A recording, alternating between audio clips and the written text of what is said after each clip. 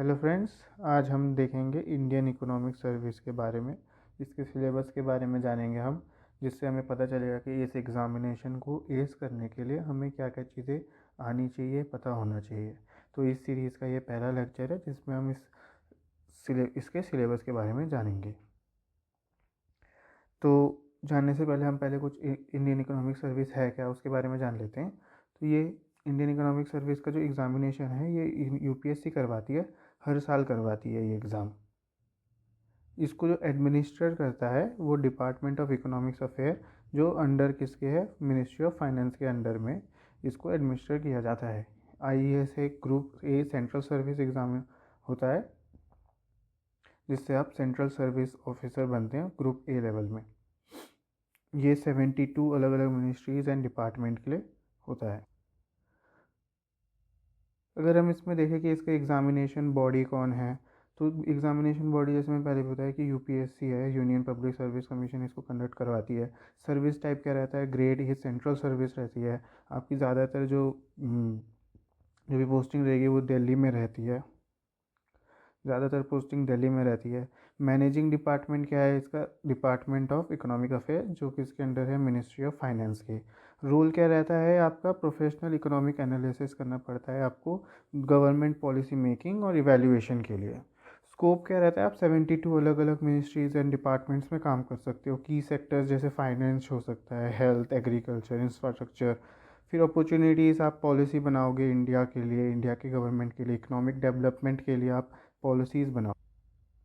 सो अगर हम इस एग्ज़ाम को अंडरस्टैंड करने की कोशिश करें तो understanding the Indian economic service examination, तो एग्ज़ामिनेशन एक स्ट्रक्चर्ड रूप में सेंट्रल सर्विस के लिए होता है। ये प्रोफेशनल एक्सपर्टीज़ चाहिए होता है इसमें, इस वर्क में, कि आपको प्रोफेशनल एक्सपर्टीज़ चाहिए होता है किसमें, इकोनॉमिक एनालिसिस में, विद इन गवर्नमेंट में।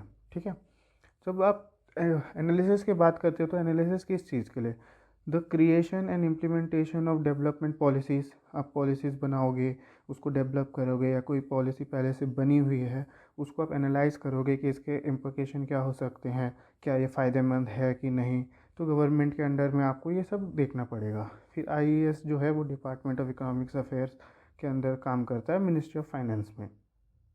तो एक आईएएस ऑफिसर का क्या रोल रहता है, तो इकोनॉमिक एडवाइस प्रोवाइड करता है एंड एडमिनिस्ट्रेटिव सपोर्ट प्रोवाइड करता है। एंगेज करता है डाइवर्स गवर्नमेंट सेक्टर्स के साथ, जैसे मैंने पहले बताया था कि फाइनेंस सेक्टर हो गया, हेल्थ सेक्टर हो गया, एग्रीकल्चर सेक्टर हो गया।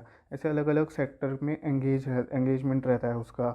Offering inputs in policy related matters, कोई भी पॉलिसी है उसमें आप अपना इनपुट दोगे, ये सब आपका रोल रहता है।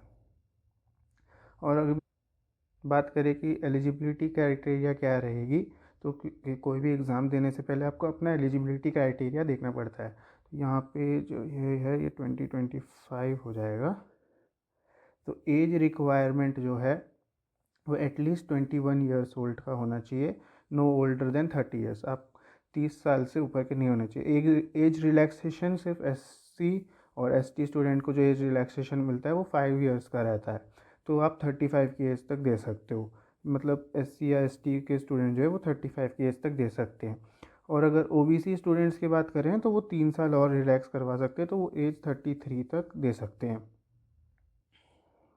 बाकी अगर एजुकेशन क्वालिफ़िकेशन की बात करें हम, तो एजुकेशन आपकी पोस्ट ग्रेजुएट डिग्री होनी चाहिए। किस किस फील्ड में हो सकती है आपकी पोस्ट ग्रेजुएट डिग्री, इकोनॉमिक्स में, अप्लाइड इकोनॉमिक्स में, बिजनेस इकोनॉमिक्स में, या इकोनोमेट्रिक्स में, किसी भी एक नॉन यूनिवर्सिटी में, यूनिवर्सिटी के अंदर जो सेंट्रल या स्टेट लेजिस्लेटिव में आता है। फिजिकल फिटनेस और एडिशनल रिक्वायरमेंट्स के लिए मैं अटैच कर दूंगा टेलीग्राम लिंक, आप उस टेलीग्राम लिंक में जाके मेन जो ऑफिशियल नोटिस आता है वो देख सकते हो, उसमें आपको बाकी और एलिजिबिलिटी क्राइटेरिया मिल जाए। तो अब अगर हम एग्ज़ाम पैटर्न की बात करें कि इसमें आपको सिलेक्शन करने के लिए क्या प्रोसेस है पूरा, तो पहले तो आप सबसे पहले फॉर्म भरते हैं। फॉर्म भरने के बाद आपके दो पार्ट में होता है ये एग्ज़ाम, पार्ट ए और ये part B.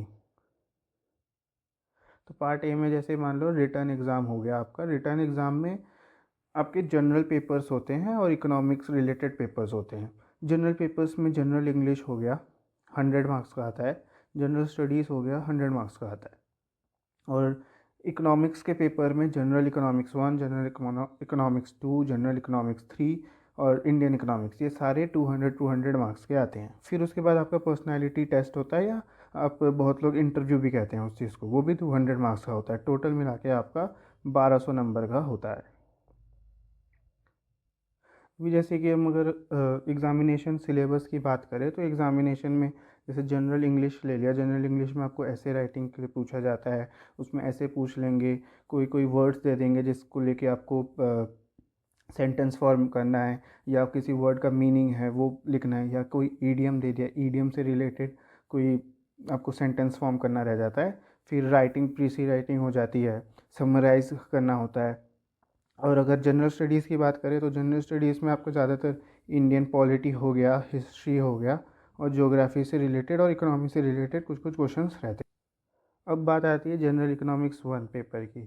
General economics 1 paper में आपका थ्योरी ऑफ कंज्यूमर्स डिमांड हो गया, theory of production, theory of value, ये सब मैं वैसे ये पीडीएफ आपको मैं अटैच कर दूंगा नीचे डिस्क्रिप्शन में, आप वहाँ से भी देख सकते हैं। तो इसके लिए आपको सब टॉपिक्स अगर हम देख लें कि थ्योरी ऑफ कंज्यूमर में क्या आता है, जैसे कार्डिनल यूटिलिटी एनालिसिस हो गया, इंडिफरेंस कर्व एनालिसिस हो गया, तो इन सब में आपको फोकस क्या रखना है, यूटिलिटी फंक्शंस में फोकस रखना है, उनके एप्लीकेशंस में फोकस रखना है, कंज्यूमर डिमांड थ्योरी पे फोकस रखना है कि कंज्यूमर डिमांड थ्योरी जो हमने पढ़ी है उसका एप्लीकेशंस क्या है वगैरह वगैरह। तो इसके लिए आप रिसोर्सेज क्या फॉलो कर सकते हैं, जैसे micro economic theory by Hal Varian हो गया, एच एल आहूजा भी बहुत लोग प्रेफर करते हैं, ठीक है। फिर अगर आप थ्योरी ऑफ प्रोडक्शन में देखो, इसमें भी आपको फॉर्म्स ऑफ प्रोडक्शन, कॉपडॉक law, CES, laws of return, duality and cost function, production efficiency, ठीक है, ये सब आपको पढ़ना है। इसमें आपको रिसोर्स देख सकते हैं, जैसे शोम आउटलाइन पढ़ाता है, शोम आउटलाइन के जो बुक्स आती हैं, जैसे micro economics advance and applications वाली। विद थ्योरी ऑफ वैल्यू में price under market structure, price sector pricing, public sector pricing, Marshallian and Walrasian analysis, ये भी micro economic theory Hal Varian में भी आपको ये मिल जाएगा। अभी अगर हम आगे देखें कि जनरल इकोनॉमिक्स 1 में और क्या क्या पूछा जाता है, जैसे थ्योरी ऑफ डिस्ट्रीब्यूशन है, न्यू क्लासिकल थ्योरी हो गया, factor of pricing under imperfect competition, macro theories of Ricardo, marks and others, ठीक है। इसमें भी वही micro economics theory HL Ahuja या हॉल वेरिएंट से आपका रिसोर्स आप देख सकते हैं। वेलफेयर इकोनॉमिक्स में आप compensation principle, public good and externalities, Pareto optimality, फिर सोशल चॉइस थ्योरी, ये भी, इसके लिए भी आप रिसोर्सेज क्या देख सकते हैं, हॉल वेरियन, वाल्टर निकोलसन हो गया। फिर इस पेपर में जनरल इकोनॉमिक्स 1 में पार्ट ए पार्ट बी होता है। अभी तक मैंने जितना बताया वो सारा पार्ट ए में आ रहा था। अब आएगा क्वांटिटेटिव मेथड्स आपका पार्ट बी में आता है, जिसमें आपका ज़्यादातर स्टैटिस्टिक्स, इकोनोमेट्रिक्स या मैथमेटिकल इकोनॉमिक्स से रिलेटेड क्वेश्चंस होते हैं, जैसे ऑप्टिमाइजेशन टेक्निक हो गया, फिर linear programming, econometric tools, income distribution and equality. इनमें ज़्यादातर आपके इनके एप्लीकेशंस पूछे जाते हैं, जैसे आपने जो इसके ऊपर जो आपने यहाँ पे जैसे थ्योरी ऑफ कंजम्पशन प्रोडक्शन, फिर वैल्यू का जो इससे रिलेटेड वहाँ पे एप्लीकेशंस पूछे जाते हैं। इसके लिए भी आप फॉलो कर सकते हैं statistics and econometric by Damodar Gujarati. आपने इकोनॉमिक्स पढ़ी है मास्टर्स में या अंडर ग्रेजुएशन में, तो सभी को पता होता है कि इकोनोमेट्रिक्स के लिए बेस्ट है दामोदर गुजराती, और शोम आउटलाइन से आप मैथमेटिकल इकोनॉमिक्स के लिए पढ़ सकते हैं। तो अभी अगर हम बात करें जनरल इकोनॉमिक्स पेपर 2 की, तो इसमें इकोनॉमिक थॉट से पूछा जाता है, नेशनल इनकम से पूछा जाता है, एम्प्लॉयमेंट एंड इन्फ्लेशन से पूछा जाता है, फाइनेंशियल मार्केट से पूछा जाता है। तो इन सब के रिसोर्सेज, जैसे अगर हम इकोनॉमिक थॉट्स के बारे में बात करें, तो जैसे बहुत सारे स्कूल्स ऑफ थॉट्स है, मर्केंटलिज्म है, फिजियोक्रेट्स है, क्लासिकल है, मार्क्सिस्ट है, केंशियन है, इन सब से आपसे पूछा जाएगा। तो इसका क्या कैसे मतलब नोट टेकिंग कैसे कर सकते हैं इसके लिए, कि इवैल्यूएशन देख सकते हो, इकोनॉमिक थ्योरीज पढ़ सकते हो, उसके आज टुडे मतलब आजकल के ज़माने में उसका क्या रेलिवेंस है, वो सब आप पढ़ सकते हो। इसके लिए आप वही HL आहूजा के हिस्ट्री ऑफ इकोनॉमिक थॉट्स वाला बुक पढ़ सकते हो। नेशनल इनकम के लिए macro economics, Richard and foreign वाला जो बुक है वो आप पढ़ सकते हो। इकोनॉमिक सर्वे ऑफ इंडिया भी देख सकते हो, जिससे आपको जो भी नेशनल इनकम में लेटेस्ट डेटा रहेगा वो भी आपको मिल जाएगा इकोनॉमिक सर्वे ऑफ इंडिया से। फिर अगर एम्प्लॉयमेंट एंड इन्फ्लेशन का देखें तो जैसे demand pull and cost push inflation क्या होता है, Phillips curve, Keynesian and classical theories क्या है, आपकी ISLM मॉडल और ADAS मॉडल में आप कैसे क्रिटिकल हैं यहाँ पे, इसमें आप क्या कर सकते हैं, वो सब आपसे पूछा जाता है। मैक्रो इकोनॉमिक थ्योरी रहती है, रिचर्ड टी फोरन का बुक पढ़ सकते हो, या रिपोर्ट्स फ्रॉम RBI भी पढ़ सकते हो। इससे आपको RBI से क्या रहेगा कि आपको लेटेस्ट इन्फ्लेशन में क्या इन्फ्लेशन रेट चल रहा है, रेपो रेट क्या है, रिवर्स रेपो रेट क्या है RBI से, आपको वो सब पता चल जाएगा। फाइनेंशियल मार्केट के लिए इक्विटी मार्केट्स पूछा जाता है, डेरिवेटिव से पूछ सकते कभी। ये तो वैसे सब टॉपिक्स हैं ये सारी, लेकिन आपको मेन सब टॉपिक्स जो हैं वो आपको सारी जो उसके ऑफिशियल नोटिफिकेशन है उसमें मिल जाएगा। फिर तो फाइनेंशियल मार्केट के लिए आप क्या पढ़ सकते हो, journals from reports from RBI, report निकालती है हमेशा RBI, उसके रिपोर्ट्स पढ़ सकते हो आप फाइनेंशियल मार्केट्स के लिए। इकोनॉमिक एंड पॉलिटिकल वीकली भी आप पढ़ सकते हो, EPW। और फिर जनरल इकोनॉमिक्स 2 पेपर के लिए और क्या क्या है आपके पास, इकोनॉमिक ग्रोथ एंड डेवलपमेंट का रहता है, ये theories of Adam Smith, marks, फिर सोलो मॉडल, वो सब का थ्योरीज रहता है। ह्यूमन डेवलपमेंट इंडेक्स क्या है, फिर एंडोजीनस ग्रोथ थ्योरी क्या है, ये सब से आपसे पूछ सकते हो। तो इसके लिए आप उमा कपिला की बुक पढ़ सकते हो, फ्रॉइड पढ़ सकते हो। फिर इंटरनेशनल ट्रेड तो आपको पता ही है, ट्रेड थ्योरीज क्या है, relational trade sorry regional trade arrangement क्या है। तो इसके लिए आप वही डोमिनिक सेल्वाडोर ही मैं वैसे प्रेफर करता हूँ, लेकिन पॉल क्रूगमैन भी बहुत बढ़िया बुक है। फिर बैलेंस ऑफ पेमेंट्स के लिए भी आप डोमिनिक सेल्वाडोर तो आप पढ़ ही रहे हो। फिर RBI के लेटेस्ट रिपोर्ट्स के लिए आपको लेटेस्ट डेटा के लिए RBI के रिपोर्ट्स भी गो थ्रू करते रहने पड़ेंगे।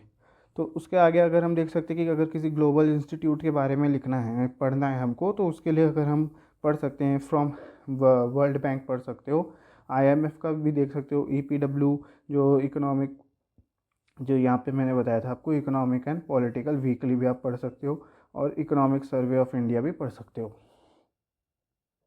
फिर अगर हम जनरल इकोनॉमिक्स पेपर 3 में अगर हम आते हैं तो यहाँ पे आपका पब्लिक फाइनेंस से रिलेटेड टॉपिक्स रहते हैं। इकोनॉमिक इन्वायरमेंटल इकोनॉमिक्स रहता है, इंडस्ट्रियल इकोनॉमिक्स रहता है, स्टेट्स मार्केट एंड प्लानिंग के रहते हैं। तो इनके लिए अगर हम देखें, जैसे पब्लिक के लिए आपको taxation theory, public expenditure, budgetary deficits, ये सब आपसे पूछा जाता है, जिसको आप पढ़ सकते हो मसग्रेव में, जो public financing theory and practice में है वो बुक। ठीक है, वैसे ही आप सारे ही देख सकते हो, जैसे इन्वायरमेंटल इकोनॉमिक्स है, जो सस्टेनेबल डेवलपमेंट्स हो गए, वैल्यूएशन मेथड्स हो गए, क्लाइमेट फाइनेंस हो गए। फिर इसमें क्या है, आपको इन्वायरमेंट से रिलेटेड पूछा जा सकता है, जैसे क्योटो प्रोटोकॉल या पेरिस एग्रीमेंट से रिलेटेड क्वेश्चंस पूछ सकते हैं। तो इन्वायरमेंटल इकोनॉमिक्स के लिए आप चार्ल्स कॉलस्टार्ट पढ़ सकते हो, रविंद्र एन भट्टाचार्य भी पढ़ सकते हो। ठीक है, अगर हम इंडस्ट्रियल इकोनॉमिक्स में जाएँ तो जैसे मार्केट स्ट्रक्चर क्या है, R&D एंड इनोवेशन क्या है, पब्लिक पॉलिसीज़ क्या है, इसके लिए आप डोमिनिक सेल्वाडोर, जो इंडस्ट्रियल ऑर्गेनाइजेशन की जो डोमिनिक सेल्वाडोर की जो बुक है वो आप देख सकते हो। स्टेट एंड मार्केट प्लानिंग के लिए भी आप जैसे इंडिकेटिव वर्सेस डिसेंट्रलाइज प्लानिंग क्या होता है, role of market in development क्या होता है, ये सब देखने के लिए आप नीति आयोग का जो भी लेटेस्ट रिपोर्ट्स होगा वो देख सकते हो, और या इकोनॉमिक सर्वे का भी आप जो इकोनॉमिक सर्विस का लेटेस्ट रिपोर्ट्स। तो अभी अगर हम देखें, जो लास्ट पेपर होता है वो होता है इंडियन इकोनॉमिक्स का। ठीक है, इंडियन इकोनॉमिक्स में ज़्यादा क्या क्या पूछ सकते हैं, जैसे development history, federal finance, agriculture and rural development के लिए पूछ सकते हैं, industrial development, economic reforms, poverty and employment, external sectors से भी पूछा जा सकता है। तो अगर हम इसके रिसोर्सेज देखें तो डेवलपमेंट हिस्ट्री जो प्री 1991 में कैसा था, सेल्फ रिलायंस स्ट्रेटजीज थी, पोस्ट 1991 ग्लोबलाइजेशन रिफॉर्म्स थे, वो सब आपसे पूछा जा सकता है। जो Indian economy performance and policies Uma Kapila से आप देख सकते हो, और कोई लेटेस्ट रिपोर्ट्स के आपको अगर ज़रूरत है तो इकोनॉमिक सर्वे देख सकते हो आप। फिर कॉन्स्टिट्यूशनल प्रोविजेंसेस हो गए, फेडरल फाइनेंस में कॉन्स्टिट्यूशनल प्रोविजंस हो गए, सेंटर स्टेट फिस्कल रिलेशन हो गया। तो इसके लिए भी आप फाइनेंस कमीशन के रिपोर्ट्स या RBI के जर्नल्स आते हैं, या EPW भी देख सकते हो। ठीक है, फिर एग्रीकल्चर एंड रूरल डेवलपमेंट में land reforms, green revolution, agriculture and pricing वगैरह वगैरह जो एक्स्ट्रा रहते हैं, जैसे मनरेगा है, इन सब के लिए आपको मिनिस्ट्री ऑफ एग्रीकल्चर के रिपोर्ट्स या इकोनॉमिक सर्वे ऑफ इंडिया के रिपोर्ट्स पढ़ने पड़ेंगे। इंडस्ट्रियल डेवलपमेंट में policies before 1991, MSMEs, industrial corridors, physical trade and financial sectors reports. फिर इकोनॉमिक रिफॉर्म्स के लिए, तो इन सब के लिए अगर आप देखो जैसे इंडस्ट्रियल डेवलपमेंट है, उसके लिए अगर आप रिसोर्सेज में जाएँ तो reports from ministry of commerce and industries या नीति आयोग के जो भी रिपोर्ट्स आते हैं। इकोनॉमिक रिफॉर्म्स के लिए अगर आप जाएँ तो Indian economic performance and policies, Uma Kapila, या यूनियन बजट जो हर साल आता है। पॉवर्टी एंड एम्प्लॉयमेंट के अगर देखें तो ह्यूमन डेवलपमेंट रिपोर्ट्स क्या है, इकोनॉमिक सर्वे क्या कह रहा है। फिर एक्सटर्नल सेक्टर्स की अगर देखें तो इंटरनेशनल इकोनॉमिक्स, डोमिनिक सैल्वाडोर या पॉल क्रूगमैन, WTO के रिपोर्ट्स आप देख सकते हैं। उसके अगर आगे आपको देखना है कि मैं करंट से कैसे कनेक्ट कर पाऊँगा, तो हिंदू पढ़ते हैं कुछ लोग, कुछ लोग इंडियन इंडियन एक्सप्रेस पढ़ते हैं। तो अगर हिंदू पढ़ने वाले बच्चों के लिए मैं कहूँगा कि एडिटोरियल पेज आप पढ़ सकते हो। एडिटोरियल में कोई भी नया कुछ आया है, आप उसमें कोई नया रिपोर्ट आया है, किसी के बारे में कुछ एक्स्ट्रा लिखा गया है, वो सब पढ़ सकते हो। ओपिनियन पेज पढ़ सकते हो, जिससे आपके आंसर राइटिंग में थोड़ी सी हेल्प हो जाएगी। बिजनेस पेज से आपको पता रहेगा कि अभी क्या चल रहा है बिजनेसली या इकोनॉमी में क्या चल रहा है, ये सब आपको पता चल सकता है। और इंडियन एक्सप्रेस में editorial page, the idea page या फिर इकोनॉमी पेज आप पढ़ सकते हो। ठीक है, हम अगर देखें, ये PDF तो मैं वैसे अटैच करवा दूंगा। अगर आप देखें तो ये पेपर होता कैसे है, मीन्स कितने दिन लगते हैं, तो टोटल 6 पेपर हैं जो 3 दिन चलते हैं। हर दिन 2 पेपर होता है। जैसे फर्स्ट दिन ये दोनों पेपर होगा आपका, general English and general studies ये। फिर सेकंड दिन आपका जनरल इकोनॉमिक्स 1, जनरल इकोनॉमिक्स 2 होगा। थर्ड दिन आपका general economics 3 and Indian economics होगा। ठीक है, तो इसी के साथ इस वीडियो को हम ख़त्म करते हैं, और थैंक यू। और सब्सक्राइब करिएगा सजंख्या अकेडमी को, लाइक एंड शेयर भी। Thank you.